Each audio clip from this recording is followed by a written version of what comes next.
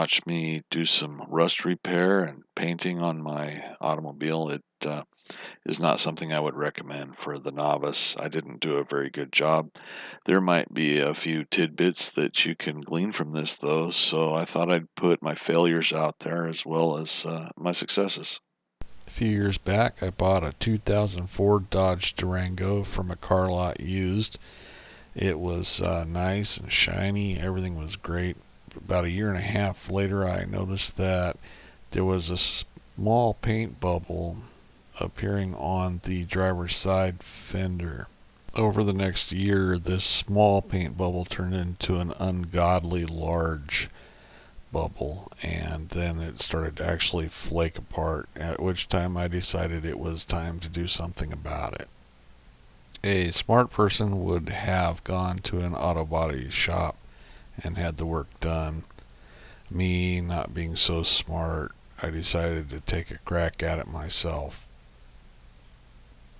I proceeded to watch a bunch of YouTube videos on professional painting methods, and then I watched a bunch of videos of amateurs trying to repair their rust, and it seemed like they were doing an okay job, so I thought, well, why don't I take a crack at it?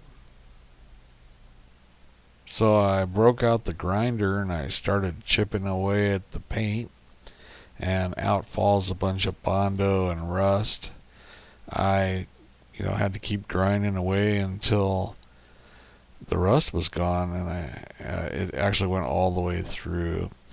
It did, however, look like the rust came from within and not from behind. I was thinking that it came from behind, as everybody in the videos said.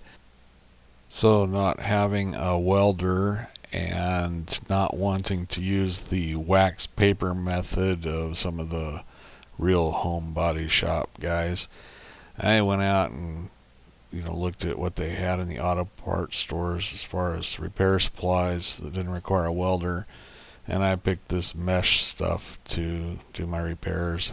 Bought a bunch of supplies, Bondo, Sandpaper, all kinds of things. Ordered the custom paint from Mopar, and thought that was going to be the end all to get it right.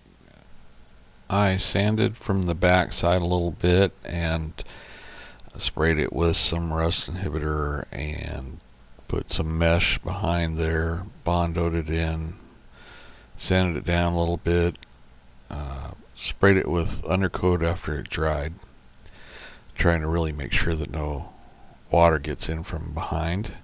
After getting it all sealed up on the inner layer and from the back side, I started applying the mesh on the outside, and at this point I'm going to go ahead and let the video talk for itself. Well, I put the mesh down and put the first coat of Bondo over it. Didn't want to put it on too thick, so I'll just do multiple coats and see how it works out. Looks like it's forming pretty well. Doesn't look like it's going to be horribly obvious except for right there. I'll see what I can do about building that up. I wish I had formed the metal better, but it's a truck. Okay, I put on the second coat. I put this one on kind of thick.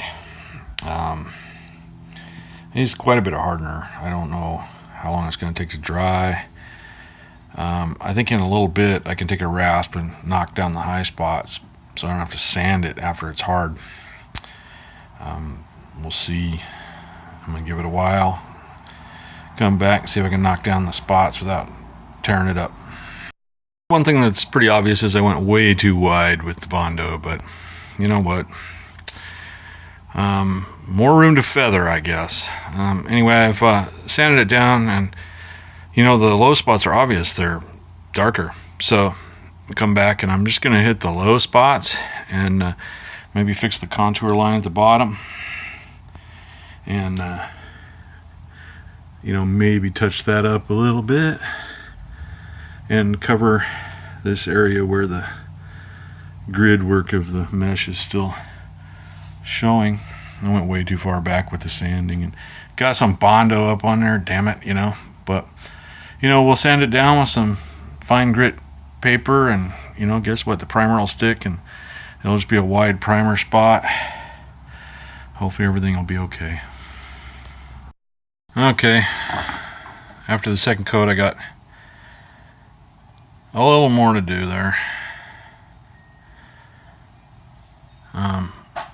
I'm impatient. I got carried away. Every time I do this, my repair gets a little wider. I come up here a little too far, you know, and so it looks like I'm going to be painting the whole fender well there underneath the tape line. And then my idea was to come over here and hit the bottom contour of the rear bulb, you know, come up from the bottom contour.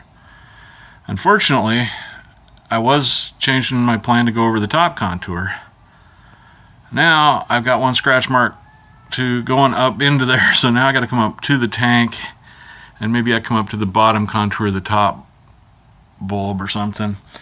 I don't know. And then of course I get carried away and the bumper came back up a little bit. Now I got to paint the bumper. I'm just not doing too well. This job takes patience and I have very little. Okay, last coat, filled in the holes. I got that you know, finishing putty stuff that I can use if there's any pitting. I think I got all the lines good. I'm gonna sand down that bottom line and put quite a bit on the bottom there. And then I used some 360 scuffing pad on there, and then there was some paint cracking back here anyway, so I went ahead and feathered that out, and I'll scuff that up in a bit. I'm gonna paint that last in case I run out of the matching paint.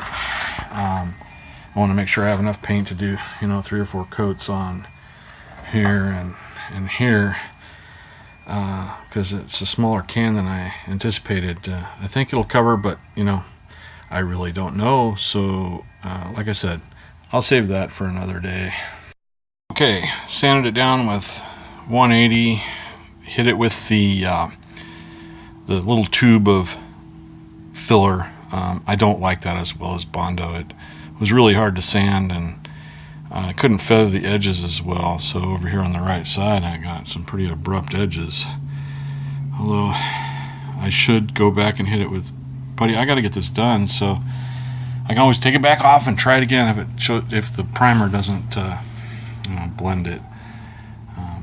But it feathered real nice here with the Bondo. All this feathered beautifully. Then when I hit it with the edges with that, I forget what they call it, putty, glazing putty, whatever, then I ran into problems. It doesn't feather. Okay, I washed it real good, get all the grease off of it. I'll let it dry for a while and then mask it off and start with the primer for the hard part. Okay, well, I got it masked off as good as I think. I think that's kind of the route I want to take on the contour. Got a nice protection. I hope that's enough for overspray. Seems pretty clear to me that my repair is going to show up big time. Oh well, after I paint, all the blemishes show up. Oh well, best I can do. Anyway, every single blemish just pops out as soon as you hit it with paint. Wow. Third coat primer.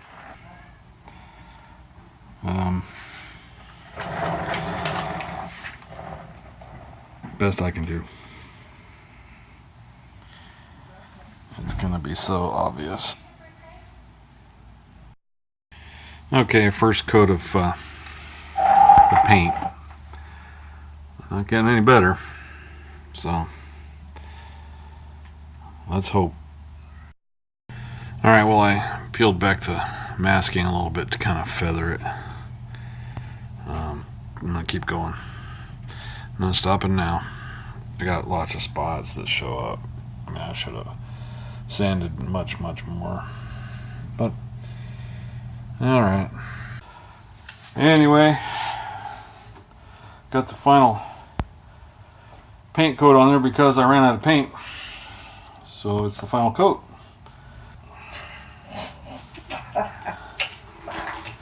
And that's what I do. Anyway, I'll put some clear coat on it and hope it won't be so obvious after that. I just couldn't take it. It looked way too horrible. I basically had to start over. I took all the paint that I put on previously off with a buffing wheel and some rubbing compound. Then I applied another coat of Bondo, and I'm back to the first stage of sanding with 80 grit. I'm going to go ahead and fill in any low spots and then come back with 180. And then if I feel any low spots, I'll touch it up and come back with 320. Then I'll hit it with some primer and see how it's doing. I've gone over it with 90, then I touched up a few spots. I went over it with 180, touched up a few spots, and went over the whole thing with 320. I had one more spot. You can see where it's a little pinker than the other. I touched that up, and I've gone over it with 1000. I have cleaned it very good. No greases, no rough spots. I this time taped off the areas that I didn't want to accidentally slip and scratch and expand my repair even further, because it certainly has gone much further than I had originally hoped. When I spray the actual paint, I will have to feather up into the body a little bit, but right now I just wanted to prime it and then see how bad it comes out, and then, you know, apply some more glazing to level out any imperfections and sand it down with 1500 grit and get ready for another coat of primer. And this time I'm not going to get carried away and paint until I think it looks good enough to go. You know, it was quite difficult to get all that paint off of there and try to not expand the repair anymore. I was pretty successful at that. I'm just using, you know, primer from O'Reilly's. Last time it was much better than the paint I paid a lot of money for from Mopar. So this stuff actually works pretty good. It was real smooth, but it did come off with the buffing wheel. That bothered me. The Bondo has dried. There's a few things that pop through that look like they're gonna show up, but when I run my hand over it, it is super smooth. I think it's just a matter of you know, the Bondo showing through the primer a little bit differently than the old paint. It looks like there's a distinct line there of primer. I peeled the tape back a little bit, but I took some 1000 grit wet sponge and smoothed that out, and you know, it's smooth as silk, so I'm hoping paint goes right over it. Anyway, I'm gonna go get some paint and try it again. First coat of black paint. Got some Duplicolor matching paint at O'Reilly's. Nothing too terribly obvious. I actually did spray a little skim coat, didn't record it, but it was almost clear. Alright, on my third coat of Duplicolor. Seems like it's matching okay. Nothing's dripping. A couple of imperfections popping out. I'm certain I couldn't get hired by a body repair shop, not even Earl Scheib, but you know, you can't see it from 5 feet. It used to be, you could almost see it from a satellite. Now it's getting better. Fourth coat of base coat on, and